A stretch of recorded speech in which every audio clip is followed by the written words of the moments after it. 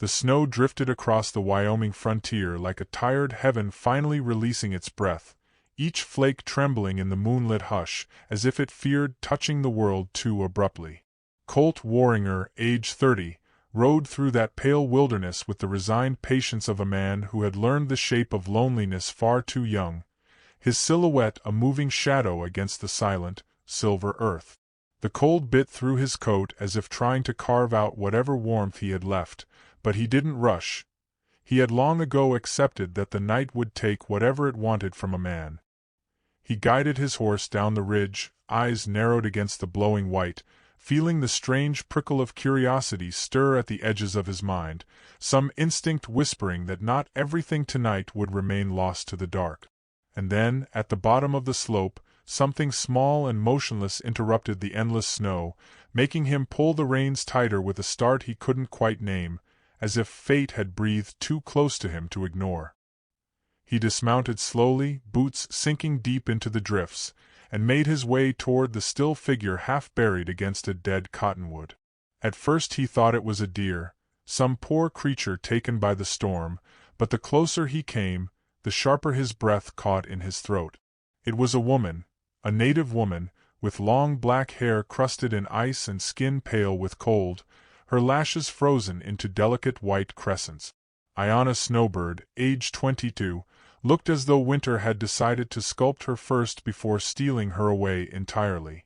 Colt knelt beside her and pressed 2 fingers to her throat, nearly sagging in relief when he found the faintest pulse fluttering like a timid bird beneath his touch.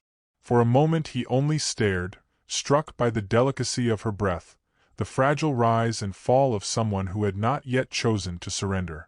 And before he could think of why it mattered so deeply, he slid his arms beneath her weightless body, lifting her carefully as the wind moaned warningly around him, as if the storm were deciding whether or not to let her go.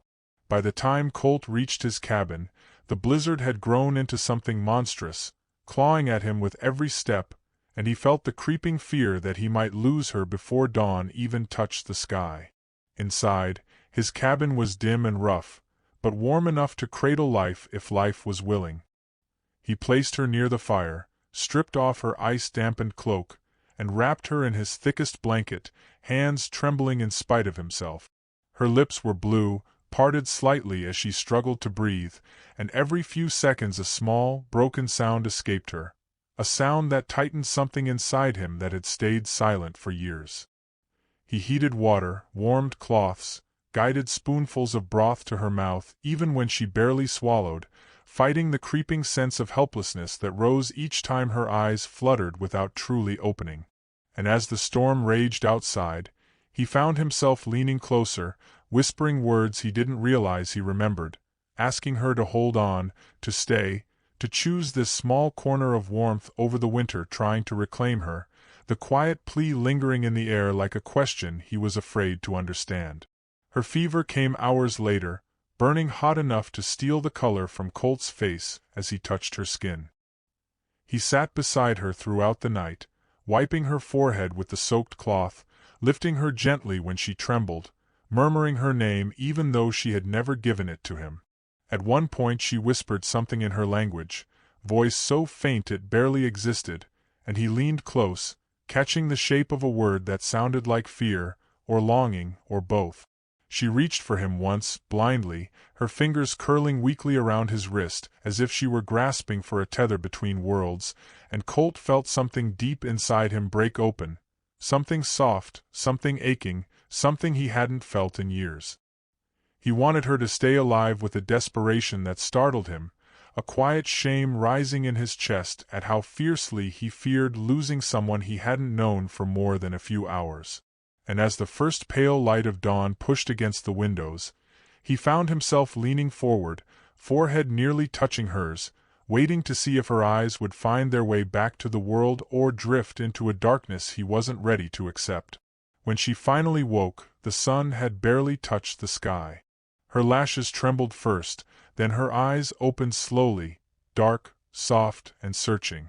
Colt froze as she blinked up at him, confusion flickering across her features, followed by something gentler, something wary yet grateful.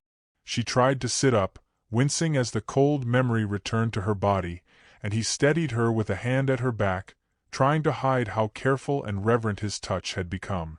She whispered her name, Ayanna Snowbird, with a voice as quiet as falling ash, and when he offered his own, something in her gaze seemed to warm despite the lingering chill on her skin.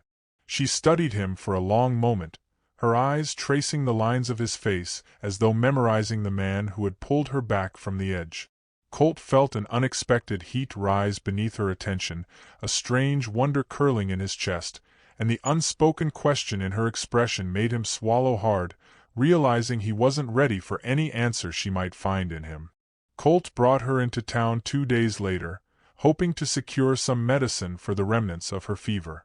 The townspeople's stares met them long before anyone spoke, and he watched Ayanna shrink under the weight of their judgment, her shoulders drawing inward as if she wished to vanish into the folds of her borrowed coat. Martha Kellum crossed her arms and glared openly, muttering sharp words about outsiders and trouble, her voice cutting through the brittle winter air like a cracked blade. Sheriff Boone stepped toward Colt with a weary frown, advising him in low tones to send her back where she belonged, warning that townsfolk wouldn't take kindly to him harboring her. Colt's jaw tightened as Ayanna lowered her gaze, shame pooling in her cheeks, and he answered Boone with a quiet firmness that left no room for misunderstanding. He wasn't sending her anywhere.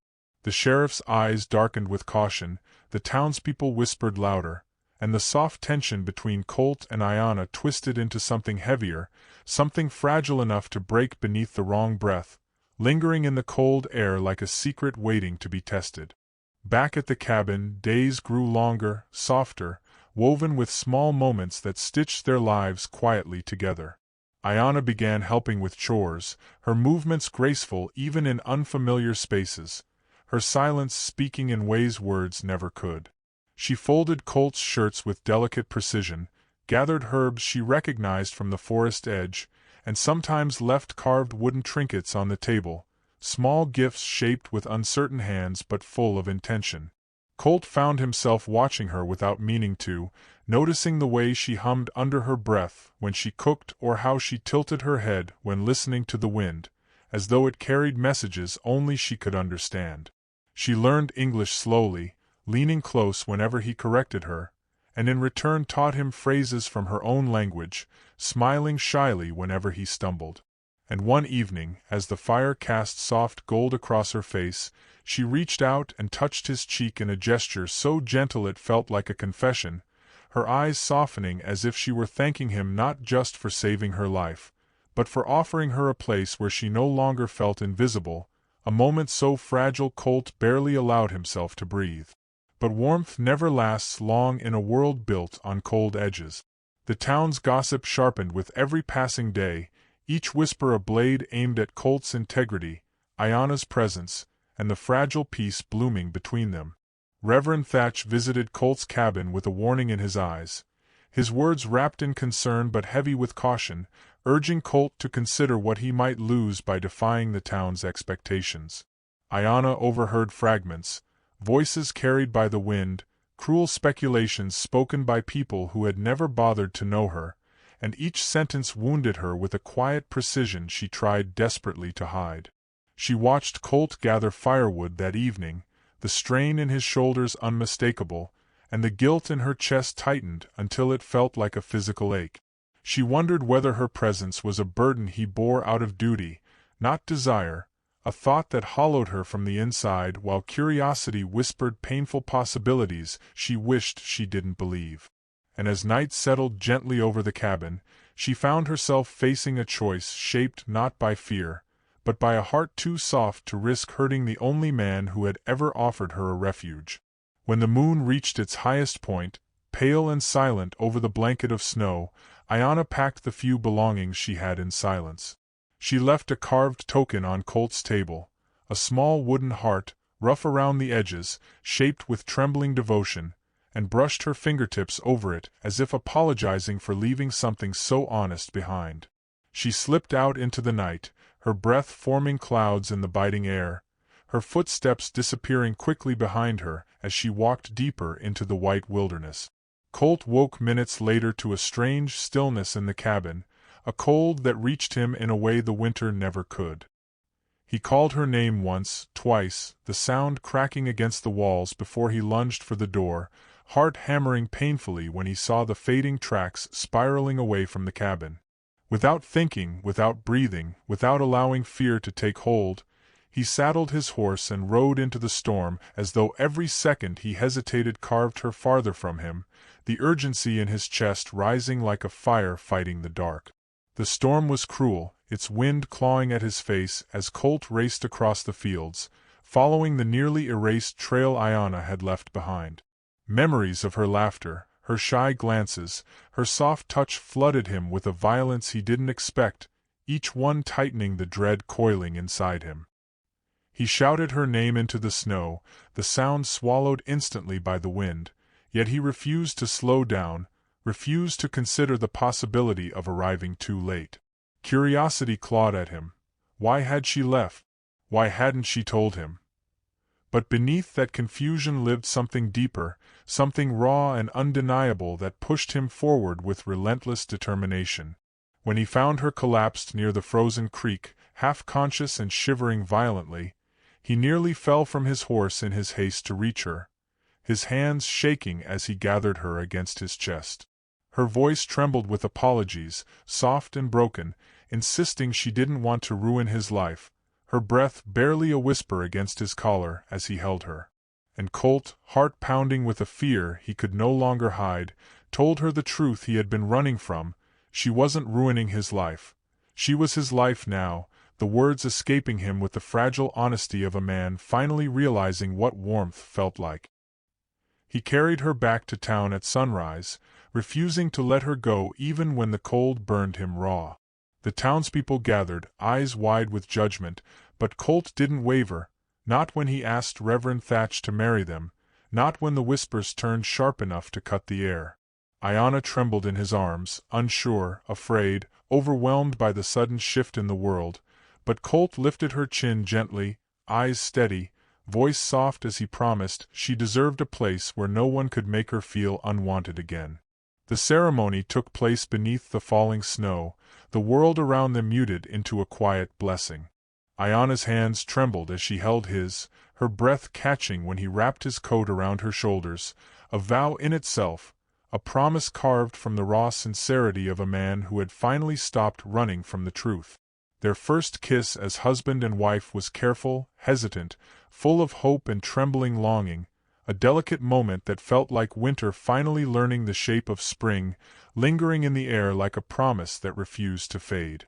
Life after the ceremony unfolded with a softness neither of them expected. The cabin became a sanctuary filled with warmth instead of silence, their days woven with companionship, laughter, and the quiet comfort of belonging. Ayanna found a sense of home in the rhythms they shared, cooking side by side, tending the fire together, watching the snow fall from the window with their fingers intertwined, and Colt discovered that love wasn't loud or forceful, but something patient, something steady, something learned through gestures that asked for nothing in return. Sometimes they spoke long into the night, voices hushed, their confessions drifting like small fires in the dim cabin. Other times they simply sat together, letting their closeness speak for them. The world outside still judged them, but that world stopped mattering the day they realized the only warmth they needed was the one they found in each other, a truth that settled into their lives with the ease of a long-awaited sunrise, hinting that the storm had finally passed even if the snow never stopped falling. And if you stand still long enough in a winter like theirs, you'll learn something no flame can teach, something carved into the quiet spaces between two beating hearts. Love isn't a thunderclap or a lightning strike. It's a small hand reaching for yours in the dark, a whispered truth uttered when no one else is listening, a warmth that grows not from passion alone, but from the steady persistence of choosing someone again and again. Maybe that's why snow covers the earth the way it does, not to bury us, but to remind us that even in the coldest places, something brave can bloom if given the chance. And if you ever find yourself wandering through a storm, remember this. The heart will always walk toward the hand that refuses to let go, even when the whole world insists that warmth like that is impossible, especially when it isn't.